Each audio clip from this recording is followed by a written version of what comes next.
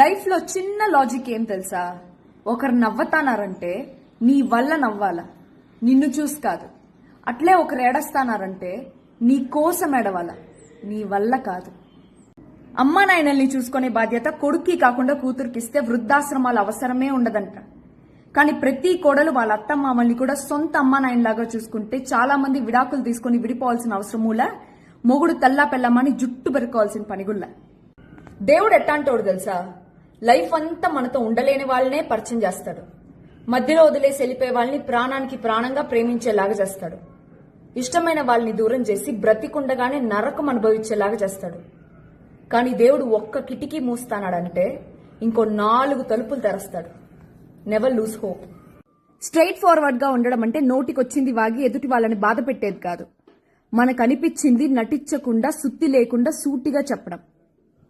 నువ్వు లైఫ్ లో ఎవరికైతే ఎక్కువ విలువిస్తావో వాళ్ళు నిన్ను వెంట్రుకతో సమానంగా చూస్తారు. నీకంటే ఎవ్వడు ఎక్కువ కాదు. నీకుండే విలువని వేరే వాళ్ళకి ఇచ్చి ఆ విలువకుండే విలువ పోగొట్టద్దు. అంతే. నిన్నుగా ఇష్టపడే వాళ్ళకి నువ్వు తప్పు చేసినా ప్రూవ్ చేసుకోవాల్సిన పనేలా, వాళ్లే అర్థం చేసుకుంటారు. నువ్వంటే ఇష్టం లేని వాళ్ళకి నువ్వు మంచి చేసినా నిరూపించుకోవాల్సి వస్తుంది. నీ పైన నమ్మకం లేని వాళ్ళని దూరం పెట్టే అవసరమేలా. నువ్వు ఎవరిని కాకబట్టేదానికి పుట్ల. లైఫ్ లో ఎన్ని క్రష్లున్నా, ఎంతమందిని ఇష్టపడినా, పెళ్ళైనా కూడా చచ్చిపోయేదాకా గుర్తుండిపోయేది ఫస్ట్ లవ్. ఆ ఫస్ట్ లవ్వే లాస్ట్ లవ్ అయితే వాళ్ళంత అదృష్టవంతులు ఎవరుండ్రు.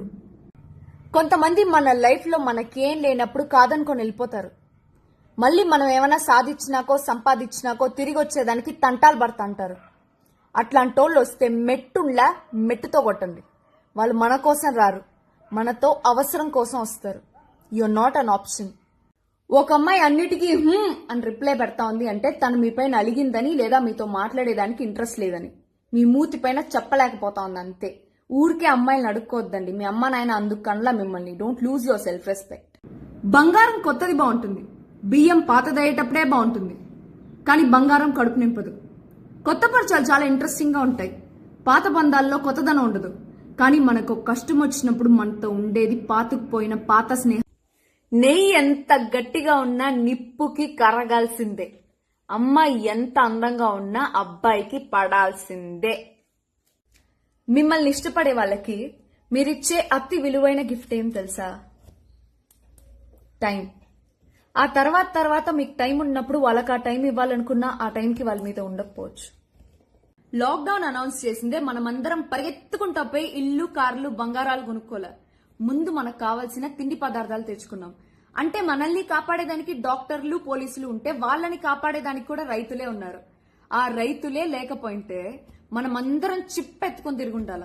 వాళ్ళకి మోసపోయే తప్ప మోసం చేసేది రాదు. Please save farmer.